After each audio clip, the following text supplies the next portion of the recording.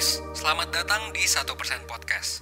1% Podcast adalah bagian dari 1% startup life school terbesar di Indonesia. Dalam podcast ini kita bakal ngebahas topik-topik seputar kesehatan mental, pengembangan diri, serta edukasi life skills dengan tamu yang handal di bidangnya. Kami ingin kamu untuk bisa mendapatkan insight baru dan berkembang seenggaknya 1% setiap harinya. So that's all, enjoy 1% Podcast untuk hidup seutuhnya.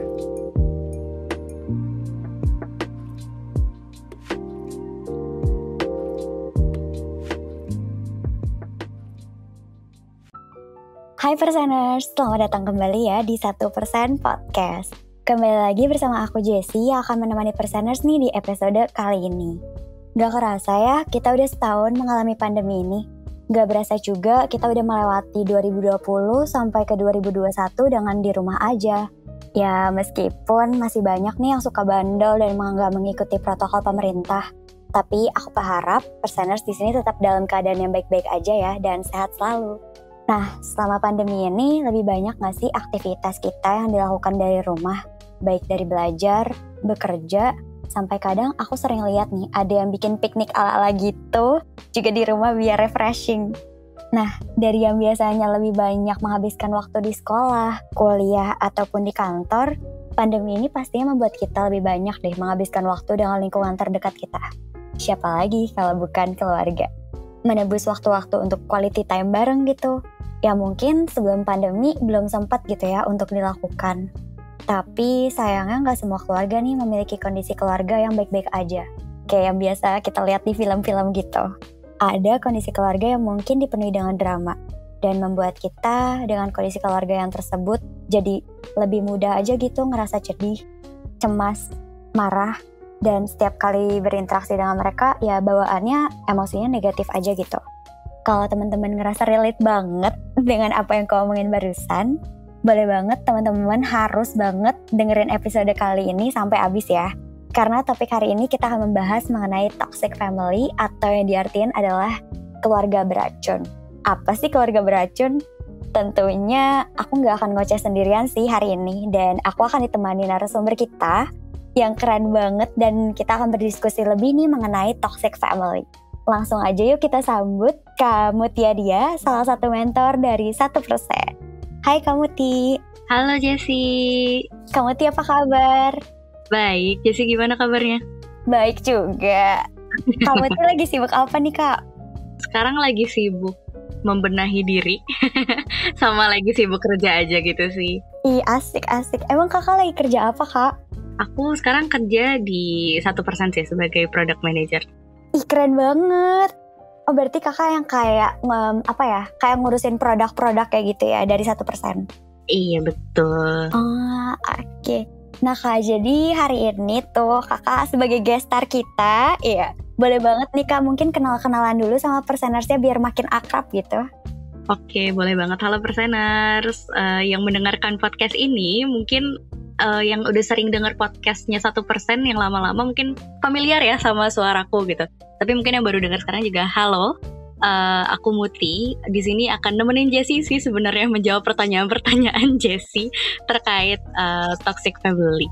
Oke, makasih Kak Muti untuk perkenalannya. Biar katanya kan kalau nggak kenal nggak sayang gitu ya. Jadi biar kenalan lagi gitu. Oke. Nah Kak, jadi kan hari ini kita akan membahas nih tentang toxic family. Kalau dari Kak Muti sendiri pernah gak sih Kak ngeliat atau ngedengar kejadian-kejadian keluarga yang dianggap toxic gitu? Pernah dan ada di sekitarku banget sih. Kalau misalnya dari aku pribadi itu ceritanya ya. Jadi ada satu keluarga yang memang punya masalah internal sebenarnya. Jadi keluarganya tuh sering berantem gitu.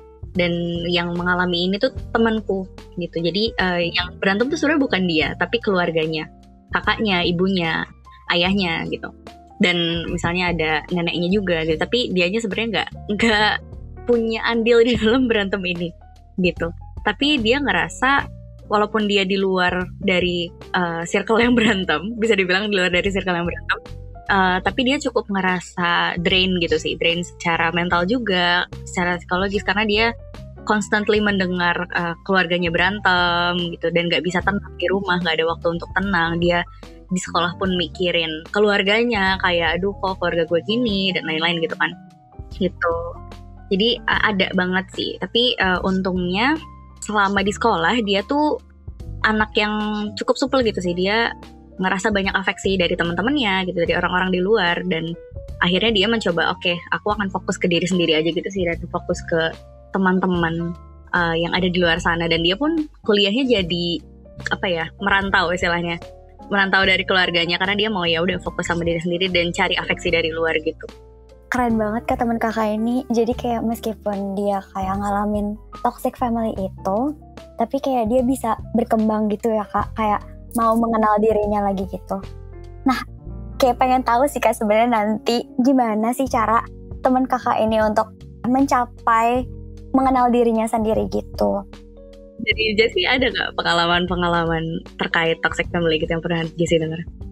Pernah banget sih Kak, kebanyakan malah kayak aku ngerasa setiap kali kalau teman-temanku cerita, ya sebenarnya akar masalahnya itu ya dari keluarga, karena kayak oke, dia sering banget ngerasa minder, insecure, ataupun overthinking gitu kan, yang sering banget kita alamin.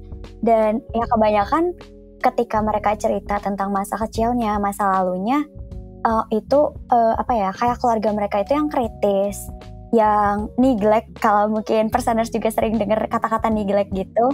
Kayak itu yang menyebabkan mereka jadinya ya memiliki sifat-sifat yang jadinya toxic juga ke diri sendirinya gitu sih Kak. Gitu.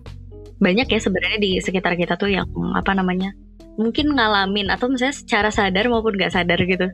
Bahkan yang aku tadi bingung dan kayak kaget juga Kak ketika tadi kan Kakak cerita kalau misalnya teman Kakak ini dalam keluarga yang para anggota keluarganya sering berantem gitu kan Kak, tapi dianya nggak sering berantem, tapi ternyata itu ngaruh ya Kak? Ngaruh banget, karena kalau misalnya aku dengar dari ceritanya tuh, jadi mereka sangat fokus di masalah ini, jadinya itu jadi suatu pembahasan yang terus-terus terjadi gitu ya, berantem terus. Dan jadinya anak-anak ini atau temanku ini tuh merasa dia nggak kurang diperhatikan gitu. Mungkin dia diperhatikan secara finansial, secara ya kebutuhan-kebutuhan pokoknya gitu, tapi kayak secara emosional mungkin dia kurang mendapatkan dukungan, dia bilang kayak gitu, kurang mendapatkan dukungan, kurang mendapatkan misalnya apresiasi atau afeksi dari keluarganya gitu. Dia juga sebenarnya butuh diperhatikan juga kan sebagai anak gitu, dia bungsu juga gitu, tapi ya dia tidak mendapatkan itu. Yang ada malah dia dapat tekanan-tekanan karena ya keluarganya pun sering berantem. Kita pasti tertekan gak sih kalau misalnya ada di suatu tempat, terus kayak di tempat itu ada orang terdekat kita berantem, apalagi ini keluarga gitu yang harusnya jadi tempat dia untuk berpulang gitu, secure-nya dia gitu. Kayak jadi terpapar aura-aura negatif gitu ya kan di sekitarnya, karena kan banyak banget yang berantem. Betul. Nah kalau dari kamu sendiri nih, kira-kira apa sih Kak yang bisa menyebabkan adanya toxic family dalam keluarga gitu? Mungkin kita lihat dulu dari ininya sih, dari pengertian toxic itu sendiri gitu kan. Nah toxic itu kan sebenarnya kalau bahasa Indonesia itu artinya racun gitu ya. Nah kalau di teori psikologi itu mungkin lebih seringnya disebutnya kayak harmful gitu, kayak perilaku-perilaku yang harmful. Harmful di sini itu kan berarti berbahaya gitu, berarti memunculkan kecelakaan atau misalnya kerugian dari seseorang gitu. Nah biasanya perilaku-perilaku yang membahayakan itu bisa muncul tergantung dari orangnya itu sendiri gitu. Jadi setiap orang tuh sebenarnya pengalamannya bisa beda-beda, faktornya juga bisa beda-beda, yang penyebabnya juga bisa beda-beda, karena balik lagi setiap orang itu beda.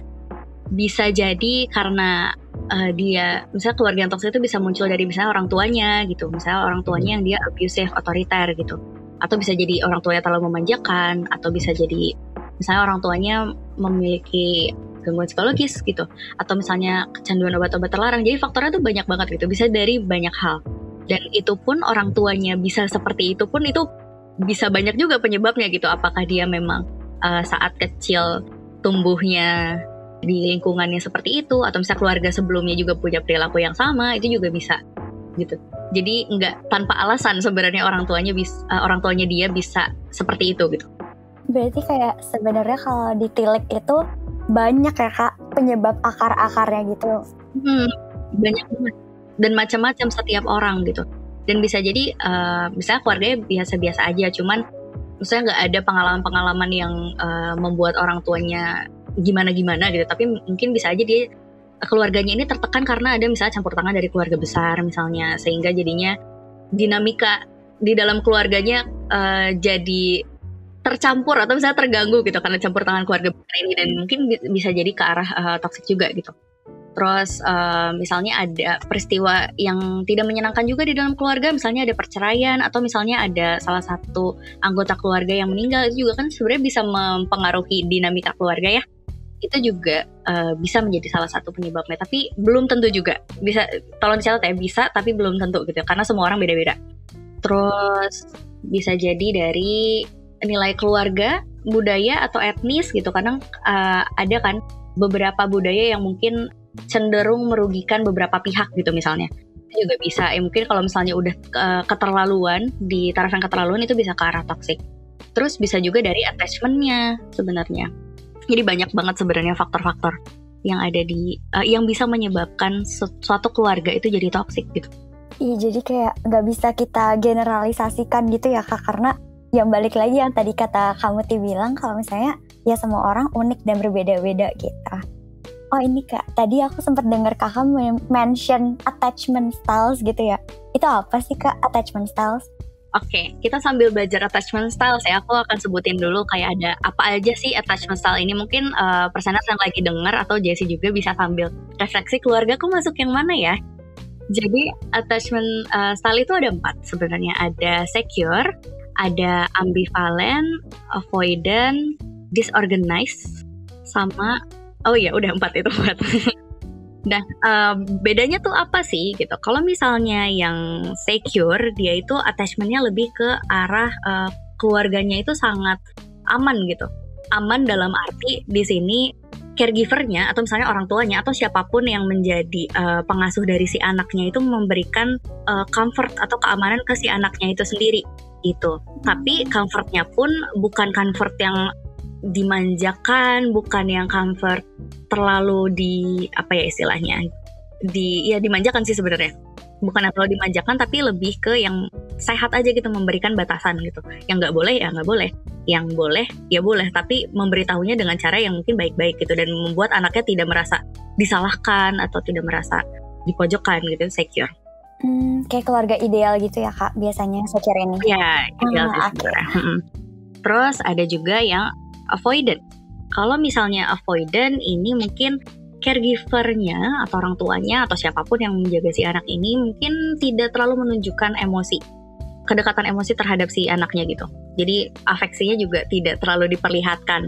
Makanya biasanya kalau misalnya avoidant tuh attachment-nya agak cukup kurang dekat gitu sih sama si caregivernya gitu. Jadi karena memang kedekatan emosinya kurang diperlihatkan gitu. Kalau tadi kan sangat secure, terus diafirmasi gitu.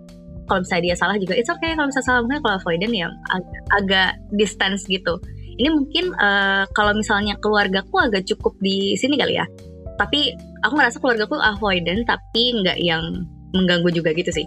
Lebih ke karena keluargaku memang tipe yang tidak biasa untuk menunjukkan emosinya, afeksi kayak gitu.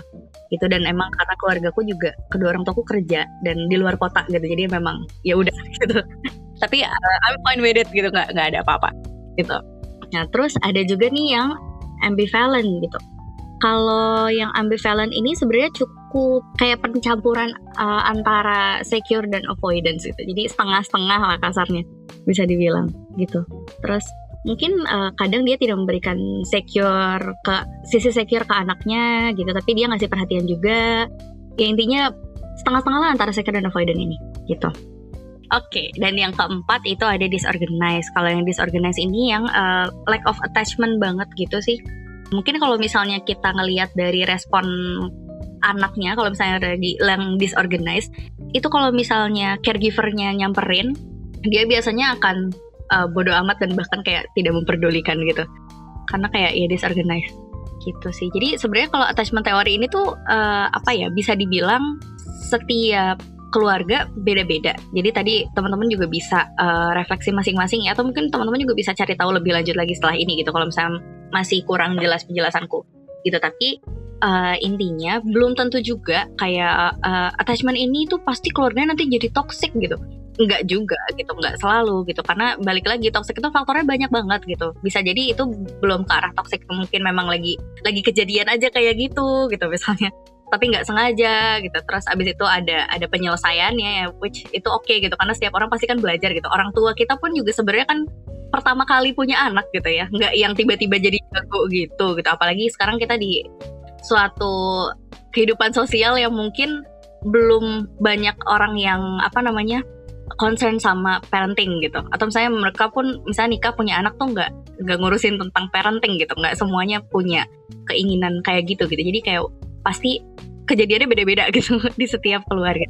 Oh ini sih Kak, aku juga sering baca dan dengar juga kalau misalnya kadang orang tua kita kayak memperlakukan kita itu sesuai apa yang mereka terima pas dulunya gitu nggak sih Kak?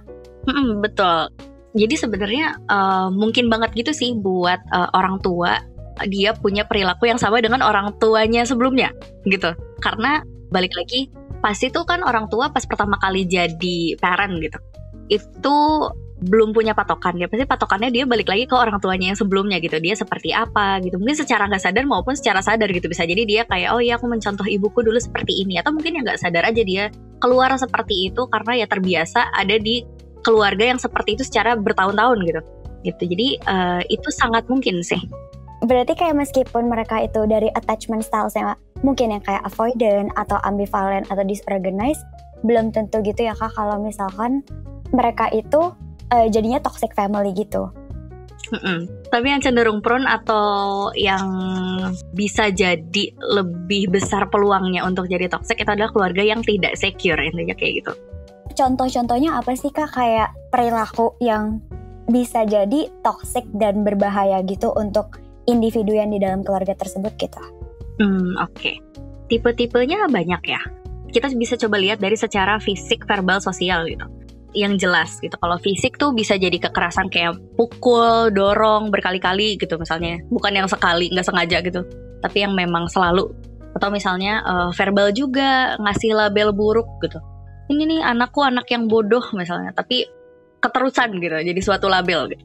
Atau dikasih judgement yang nggak menyenangkan gitu. Misalnya membandingkan antara anak yang satu dan anak dua. Tapi ya judgement itu selalu ada gitu misalnya ya. Misalnya kayak anak satu anaknya baik banget ya, tapi kok anak yang satu lagi kok gini ya, misalnya kayak gitu. Itu kan juga judgement yang tidak menyenangkan secara verbal. Itu salah satu bentuk.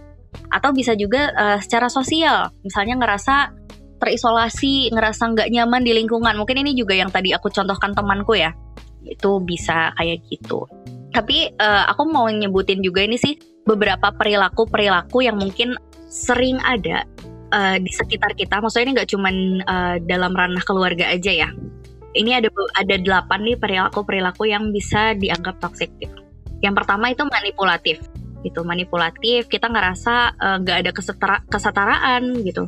Terus cenderung orang yang manipulatif ini menggunakan segala cara untuk mendapatkan apapun yang dia inginkan, nggak peduli sama orang lain seperti apa. Terus yang kedua ada judgmental gitu. Misalnya dia memandang semua hal itu negatif dan selalu mengkritik gitu. Mengkritik menjatuhkan orang lain, tapi mengkritiknya tuh bukan dalam arti mengkritik yang membangun ya, tapi mengkritik yang memang ya udah kritik aja gitu, tapi nggak ada misalnya solusinya, atau misalnya kritiknya lebih ke arah sesuatu hal yang irrelevan, kayak misalnya dia pekerjaan tapi kritiknya fisik gitu. Itu kan mungkin agak kurang nyambung gitu. Contoh ya, itu contoh di kehidupan nyata kayak gitu. Terus ada juga inkonsisten, yang ketiga. Inkonsisten juga itu bisa jadi salah satu perilaku yang ke arah toxic gitu sih. Dia artinya di sini tuh omongannya tuh tidak bisa dipercaya gitu.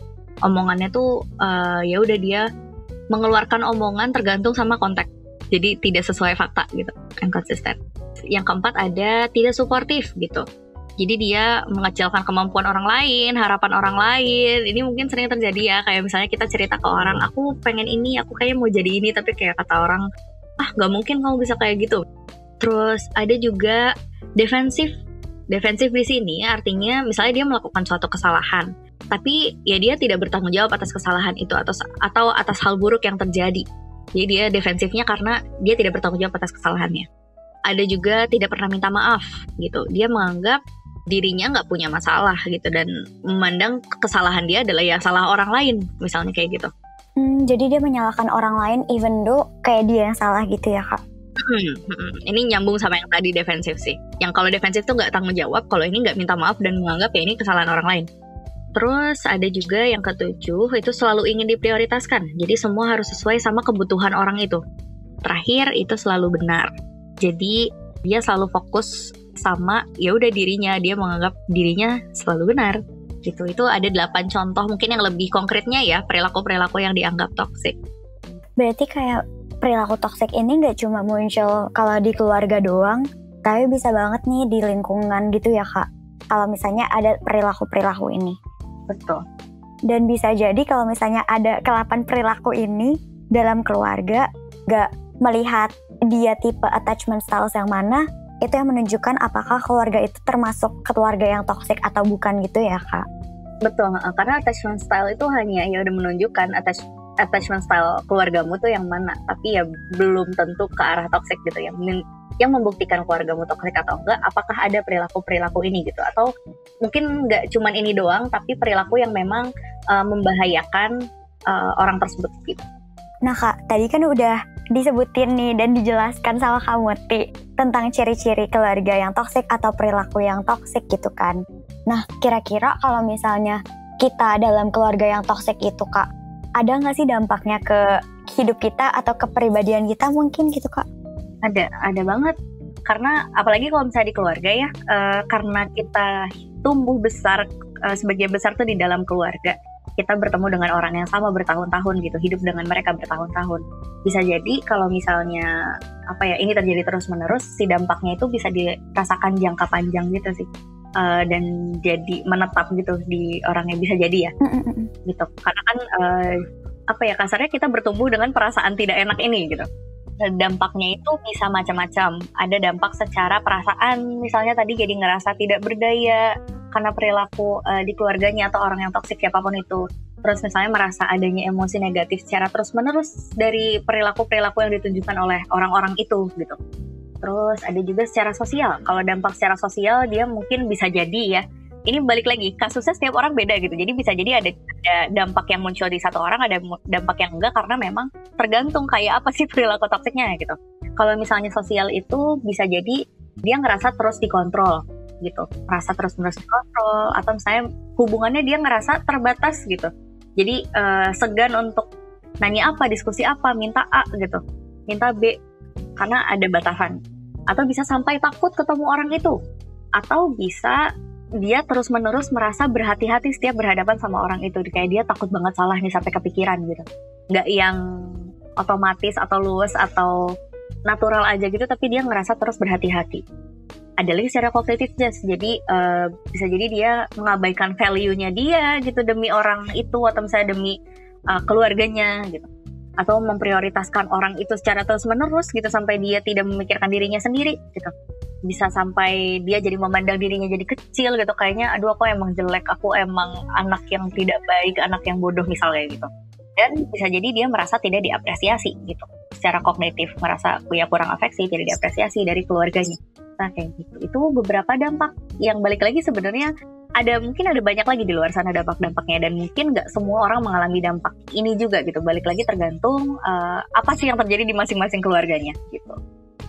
Berarti kayak ya kalau kita temu di lingkungan yang toksik ataupun kayak keluarga yang toksik itu, jadinya kita kayak mengorbankan diri kita sendiri gitu nggak sih Kak? Kayak tadi yang Kakak sebutin contoh-contohnya, ada yang jadi mengorbankan mimpinya, ada yang jadi yang nggak merasa nyaman dengan dirinya sendiri karena ya dia merasa ya dia selalu buruk gitu, karena apa yang dia selalu dengar dia yang selalu disalahkan, dia selalu dipandang burung gitu nggak sih Kak? Betul. Nah ini Kak, tapi kalau misalnya nih ada orang yang melakukan sikap toksik gitu, mungkin gak sih kalau dia nggak sadar dengan hal itu gitu Kak? Sangat mungkin. Bisa jadi kayak tadi ya, kita kan bisa berperilaku sekarang karena pengalaman-pengalaman kita sebelumnya gitu. Kita terbiasa melakukan A, melakukan B, karena ya dari kecil mungkin kita terbiasa melakukan itu. Ya mungkin orang itu nggak sadar karena dia terbiasa melihat misalnya keluarganya atau misalnya orang sekitarnya melakukan itu, jadi menganggap hal itu wajar. Bisa jadi kayak gitu. Jadi terkadang ya aku pun merasa mungkin aku di luar sana pernah melakukan hal yang membuat orang tidak nyaman gitu, mungkin ya, melakukan sesuatu yang bisa dianggap toksik gitu ke orang lain ya. We will never know gitu, karena ya bisa jadi aja orang nggak sadar sama perilakunya. Nah tapi Kak, kalau misalkan kita ternyata ngelakuin nih gitu, kayak ternyata kita nggak sadar kalau kita ini malah yang jadi pelaku toksiknya, bukan hanya kita jadi korban. Gimana sih Kak cara membuat kita aware dengan hal itu? Oke. Yang jelas sih yang pertama minta maaf dulu ya sama orang yang mungkin kamu nggak sengaja perlakukan tidak baik gitu. Pertama minta maaf dulu. Dan yang kedua bisa coba tanya perspektif orang lain sih. Atau bahkan orang yang kita lukain tadi gitu, kayak menurutmu aku seperti apa sih? Apa yang menurutmu aku masih kurang atau masih salah gitu. Karena balik lagi tadi kan kasusnya di sini orangnya tidak sadar, tidak paham sama apa yang dia lakukan gitu. Jadi mungkin dia butuh perspektif dari luar sebenarnya itu perilaku yang baik atau tidak. Jadi dia tahu batasan yang sebenarnya bisa dilakukan dan nggak boleh dilakukan. Dan kalau misalnya udah tahu batasan, udah tahu seperti apa, ya mungkin bisa dibantu juga dengan dengan mengobrol ke profesional ya, biar lebih jelas juga gitu. Bisa biar lebih dibantu juga gimana sih cara biar tidak terbiasa. Karena mungkin kan ada juga perilaku-perilaku toksik yang kita nggak sadar, terus kita terbiasa melakukan itu gitu dari dulu. Itu kan susah ya untuk dilepas gitu. Nah itu juga mungkin bisa dibantu dengan profesional gitu untuk pelan-pelan yuk kita kurangin perilaku ini gitu, karena udah jelas merugikan orang lain. Berarti kayak pertama yang harus kita lakukan ketika emang kita nyadar kalau kita itu jangan-jangan bisa melakukan sifat toksik itu, ya dengan meminta feedback dari orang lain juga ya Kak, dan meminta maaf, apalagi kalau misalnya emang ternyata kita menyakiti orang lain secara nggak disengaja gitu. Nah tadi kan udah cerita tentang gimana sih Kak cara kita menyadari kalau kita melakukan. Nah kalau kita yang menerimanya nih Kak, kayak menerima perilaku yang gak enak itu, gimana cara kita bisa berdamai dengan diri sendiri maupun orang yang melakukan hal toksik tersebut ke kita gitu Kak? Oke. Mungkin yang pertama kali perlu diketahui adalah sebenarnya apa sih yang terjadi gitu. Kita coba mindful dengan apa sih sebenarnya yang terjadi, apa yang aku rasakan, dan apa yang misalnya dilakukan sama orang tersebut atau misalnya keluarga. Itu kita coba untuk memahami dulu gitu. Kalau misalnya kita udah jelas nih kira-kira apa yang jadi masalah, apa yang menyebabkan hubungan ini toksik gitu. Kita pertama perlu sadar dulu bahwa ini semua terjadi bukan karena kita kurang gitu, bukan karena kita yang jelek, bukan karena kita yang di bawah jelek lah, intinya dianggap kurang gitu. Tapi memang ini terjadi di luar kontrol kita gitu. Emang ini sesuatu hal yang di luar kontrol kita, dan kita juga tidak bisa mengontrol perilaku orang lain terhadap kita. Mengontrol di sini adalah kita nggak bisa tiba-tiba merubah orang tersebut untuk berperilaku seperti apa ke kita, karena harus dari orangnya. Jadi the first thing we can do adalah kita memperkuat diri sendiri dulu aja gitu. Kita fokus ke diri sendiri, fokus ke apa yang bisa kita lakukan untuk diri sendiri. Itu mindset yang harus dipegang dulu pertama kali gitu. Kita nggak bisa ngontrol orang, kita nggak bisa baca pikiran orang, kita nggak bisa minta orang untuk berperilaku seperti apa. Tapi yang satu hal yang sangat bisa kita kontrol adalah diri kita sendiri. Jadi fokus ke sana dulu. Nah kalau misalnya udah cukup paham nih dengan mindset bahwa oke, itu nggak bisa kita kontrol, fokus ke kita diri sendiri dulu aja, perasaan kita. Nah coba untuk cari tahu tadi kayak apa sih emosi negatif atau misalnya hal-hal yang tidak nyaman yang kamu rasakan. Coba di list atau di find out sebenarnya apa aja sih gitu hal yang tidak nyaman gitu. Nah kalau misalnya udah tahu hal yang tidak nyaman dan hal yang tidak nyaman itu masih mengganggu, kamu bisa untuk coba-coba meredakan hal-hal yang mengganggu itu dengan cara ya misalnya kamu tarik waktu sejenak dari orang tersebut gitu, misalnya kayak agak cukup menjauh gitu, atau ke tempat lain dulu untuk ya kamu clear your mind lah intinya. Terus kamu juga bisa minta bantuan profesional nih untuk bantu. Misalnya kan ada tuh yang karena misalnya keluarganya tuh toxic, terus jadinya dia merasa muncul-muncul emosi negatif, seperti contoh ya, ini contoh.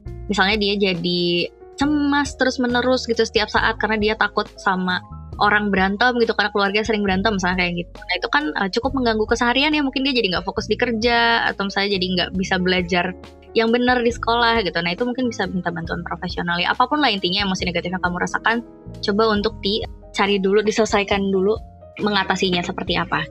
Terus sambil melakukan itu bisa juga dengan mencari tahu batasan-batasan apa yang kita punya gitu. Jadi mostly orang yang mengalami hubungan toksik, mostly itu dia belum paham batasan hubungan yang sehat itu sampai mana sih antar setiap orangnya gitu. Misal batasan itu kan ada macam-macam ya, ada batasan secara emosi, batasan secara waktu, materi, macam-macam lah intinya. Mungkin aku ambil contoh yang paling sederhana dulu deh, waktu gitu. Misalnya kita udah jelas nih tahu bahwa kita tuh akan capek dan ngantuk misalnya di jam 10 malam. Tapi ada orang nih yang ngajak ngobrol terus, dan ini sederhananya ya, bukan ke arah toksik tapi sederhananya aja gitu tentang batasan. Tapi kita ya udah ngebiarin diri kita ngobrol sama orang itu karena kita nggak enak misalnya. Ya itu berarti kan kita tidak menghormati batasan kita, bahwa kita tahu bahwa aku tuh sebenarnya punya batasan, aku tuh ngantuk di jam 10 dan besok harus bangun pagi gitu. Tapi aku membiarkan diriku untuk waktunya dipakai gitu. Jadi kan itu sebenarnya kita nggak menghormati batasan kita sendiri gitu. Jadi kita harus tahu semua batasan-batasan kita, kayak kalau misalnya ada orang yang menyentuh kita tuh boleh sampai mana sih menyentuhnya gitu, dan boleh siapa yang menyentuh, itu kan termasuk batasan juga, misalnya itu secara fisik gitu ya. Terus secara materi, orang yang bisa minjem atau pakai uang kita tuh siapa aja sih gitu. Apakah orang asing bisa seenaknya ngambil uang kita? Kan enggak gitu. Apakah keluarga boleh? Ya mungkin beberapa ada yang boleh, mungkin ada yang enggak gitu. Jadi kita harus tahu batasan kita tuh sampai mana. Itu sih sebenarnya yang pertama tuh harus cari tahu batasan kita, terutama batasan yang berhubungan sama orang lain.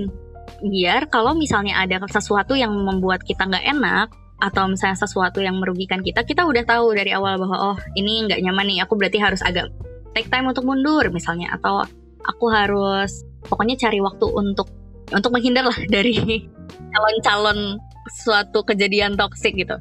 Ya jelas tuh kalau misalnya kita paham boundaries atau batasan, kita juga jadi nggak terlalu mikirin bagaimana orang melihat kita, karena kita udah paham bahwa ya gue punya batasan ini gitu. Jadi kayak nggak apa-apa gitu ya Kak sebenarnya, ketika kayak kita nggak harus selalu menuruti kemauan orang lain gitu, nggak sih Kak? Iya, actually ya, kalau misalnya kita punya batasan gitu, selama kita mengkomunikasikan kebutuhan kita dengan baik, jangan yang kasar gitu, kayak tiba-tiba left gitu, misalnya tiba-tiba hilang, kan kita jadi ini kan di orang gitu, malah jadi ada pikiran lain gitu ya. Ya jelasin aja bahwa sorry banget nih, aku begini-begini kondisinya, menurutmu gimana gitu. Kalau misalnya ternyata dari orang tersebut, sorry banget tapi gue juga butuh lo, misalnya kayak gitu, kan itu bisa dikomunikasiin kan, bisa dicari titik tengahnya. Intinya komunikasi aja sama apa yang kamu butuhin gitu, sama percaya sama kebutuhan diri kamu gitu, karena kamu yang tahu kebutuhan diri kamu apa, kamu yang tahu sama apa yang kamu inginkan gitu kan, apa yang kamu harus penuhi gitu. Jadi yang penting kamu percaya aja sama itu, dan ya komunikasikan ke orang lain, asertif intinya. Aku ngerasa relate banget sih Kak, dan kayak tertampar ketika kakak kayak ngomong, kayak misalkan yang contoh kakak bilang gitu sih, kayak teman kakak misalnya jam 10 teleponan. Tapi kayak kalau aku di posisi dia, aku pasti nggak enak gitu untuk oke teman-teman duluan ya, karena kayak takut aja sama pandangan orang yang kayak kok dia nggak seru banget sih jadi teman, ninggalin teman, atau kayak nggak seru banget loh. Terus kayak jadinya mungkin ketika nanti mereka nonton lagi aku nggak diajak gitu, dan mungkin jangan-jangan perseners juga sering ngerasain hal yang sama gitu sih Kak. Berarti kayak nggak apa-apa gitu ya sebenarnya untuk ngelakuin hal kalau misalnya kita udah tahu nih sendiri batasan kita itu sampai di mana gitu. Sebenarnya nggak apa-apa, tapi balik lagi ya, kalau misalnya tadi ada ketakutan, takut nanti jadi nggak diajak gitu, coba lihat deh kenapa itu membuat kamu nggak diajak gitu. Apakah mereka memang paham sama ya karena kamu kan jam segitu emang udah jamnya tidur gitu, dan kita nggak bisa misalnya, jadi kayak udah kita jadi cari jalan tengahnya gitu misalnya kayak gitu, atau memang dia nggak ngajak karena apaan sih ini orang nggak asik. Berarti kan sebenarnya lah kenapa kamu sebagai teman gak bisa paham gitu, sebagai teman kenapa tidak paham gitu ya, maaf banget nih aku ini harus kerja besok gitu. Ya mungkin kalau misalnya kamu mau sekali-sekali untuk gak apa-apa deh gitu, ya itu bebas juga ya sebenarnya. Cuman jangan sampai itu terus-terusan jadi kayak gitu dan jadi gak sehat ke kamunya. Intinya iya, satu lagi nih terkait batasan, kamu harus berani untuk mengatakan tidak. Kata tidak ini tuh tujuannya bukan untuk bikin individu lain jadi nggak nyaman ya, tapi untuk untuk membatasi diri kamu bahwa maaf banget nih, aku kerjaannya lagi banyak, aku lagi nggak bisa bantu. Mungkin kamu setelahnya bisa bilang aku bisa bantu tapi aku baru kosong di misalnya besok gitu. Menurut kamu gimana kalau kayak gitu? Jadi kamu bisa ngatakan tidak, tapi kalau misalnya bisa dicari jalan tengahnya lagi abis itu ya silakan gitu. biar nggak cuma berhenti di tidak. Kecuali hal-hal yang emang mengganggu kita. Misalnya tadi ada batasan terkait fisik, ada orang yang mau menyentuh kita gitu di hal-hal yang mungkin tidak boleh disentuh menurut kita gitu. Itu jelas ya, tidak bisa dicari jalan tengah gitu. Itu jelas. Jadi kita harus tahu batasan kita seperti apa intinya kayak gitu. Berarti kayak ya selain kita belajar untuk berkata tidak, tapi kita juga harus nyadar dulu gitu ya Kak, apa boundaries kita, kayak kita merasa nyaman sampai sejauh mana sih, atau ngerasa gak nyamannya kalau diapain gitu, supaya ya bukan malah jadi kita yang sering banget. Soalnya aku kayak ngerasa drain gitu tapi gak tahu kenapa kayak besoknya tiba-tiba drain, padahal kemarin senang-senang aja gitu. Jangan-jangan ternyata aku udah melanggar batasanku sendiri gitu secara gak sadar gitu ya Kak. Betul, ini nyambung juga sama self love sebenarnya gitu. Kayak ya kita sering kali mendahulukan kebutuhan orang lain, padahal ya kebutuhan diri sendiri juga kan ada ya gitu. Dan kalau misalnya kita nggak sayang sama diri kita sendiri, siapa lagi yang sayang? Langsung jelek. Oke, makasih banget ya Kak Muti. Kayaknya nggak sadar banget kita udah kayak hampir setengah jam lewat banget gitu. Kayak setelah ngobrol sama Kak Muti kayak banyak banget sih Kak insight yang aku dapetin dan sadarin, terutama kayak tentang boundaries diri, tentang hal-hal toksik yang mungkin selama ini kayak gak nyadar itu merupakan hal toksik. Tapi ketika kakak kayak menyebutkan ada 8 nih bentuk perilaku yang toksik itu apa, itu menjadarkan aku dan jadi menjawab juga sih Kak tentang kasus yang temen kakak pas di awal kita bahas gitu, kayak gimana nih cara dia bisa mengembangkan dirinya even though dia mengalami dan tinggal di dalam keluarga yang toksik gitu. Mungkin buat kata terakhir boleh nih Kak, ada gak sih tips and trick dari Kak Muti? Kayak apa sih pertolongan pertama mungkin ya, kayak ketika kita mengalami hal yang toksik gitu, apa yang harus kita lakukan? Oke. Intinya sih balik lagi tadi ya, kalau misalnya udah mengalami hubungan yang toksik dimanapun itu, gak harus keluarga, coba untuk cari tahu apa sih sebenarnya ini yang terjadi, dan coba cari tahu juga batasan-batasanmu gitu. Cari tahu batasanmu biar kamu bisa jelas untuk menentukan apa yang boleh dan apa yang enggak dilakukan sama orang lain.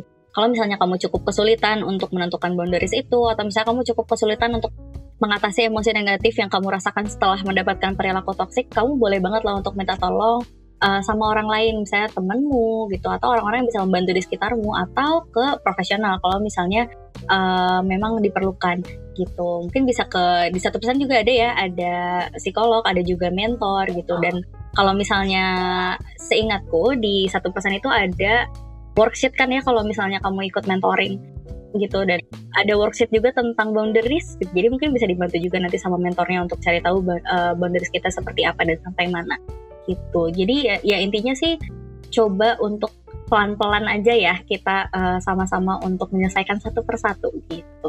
Oh berarti kayak tagline 1% gitu ya Kak, kayak 1% aja setiap harinya untuk menuju hidup seutuhnya gitu. Jadi nggak harus kita melakukan suatu hal yang besar gitu langsung, tapi kayak ya udah mulai aja dari hal-hal yang kecil gitu ya Kak. Betul. Oke. Mungkin sebelum kita menutup episode kali ini, aku merangkum dikit dulu kali ya Kak tentang apa yang udah kita diskusikan hari ini nih. Kalau dari kamu sih, aku mendapatkan insight kalau emang kita itu hidup dalam keluarga pastinya, dan udah tinggal selama bertahun-tahun, dan mungkin ada teman-teman yang mengalami perasaan gak enak ini dan kayak jadi takut atau merasa berhati-hati ketika bertemu dengan pelaku yang memberikan perilaku yang toksik itu ke kita, dan membuat kita nih jadi gak nyaman dengan diri sendiri, atau bahkan jadinya mengorbankan diri sendiri kayak yang tadi Kak Muti bilang tentang batasan kita jadi melanggar batasan diri kita sendiri. Dan jadi saat kita menjadi korban, sering banget nih kita kayak gak menyadari kalau misalnya ternyata selama ini kita mendapatkan perilaku yang toksik loh. Tapi kita diingatkan lagi nih gimana caranya dengan kita coba menyadari nih apa sih yang terjadi, apa sih yang kurasakan, dan coba memahami kalau misalkan gak semua hal bisa kita kontrol loh. Kayak ada hal-hal yang di luar kontrol kita, terutama ketika sikap orang lain terhadap kita. Tapi kita bisa nih untuk mengatur diri kita dan melihat batasan diri kita itu sampai mana dan apa perilaku yang kita nyaman dan gak nyaman. Seperti yang tadi kamu bilang, kalau misalnya teman-teman mungkin kayak kesulitan untuk menyelesaikan masalah ini sendiri atau apa ya boundaries aku gitu, bisa banget loh teman-teman untuk coba meminta bantuan orang lain. Dan bisa banget ke profesional. Di 1% juga menyediakannya, boleh banget ke mentoring atau konseling di 1%. Bisa aja langsung dicek di 1%.net. Dan di situ bisa dipilih juga nih, siapa sih mentor yang kira-kira cocok dengan permasalahan yang dialami teman-teman, ataupun psikolog yang teman-teman rasa kayak pas nih untuk membantu teman-teman. Oke, mungkin itu aja untuk episode kali ini. Aku Jessie, serta Aku Muti. Kita pamit undur diri ya Perseners. Terima kasih telah mendengarkan episode podcast kali ini, dan see you on the next podcast. Stay safe dan take care ya selalu Perseners. Bye-bye. Dadah.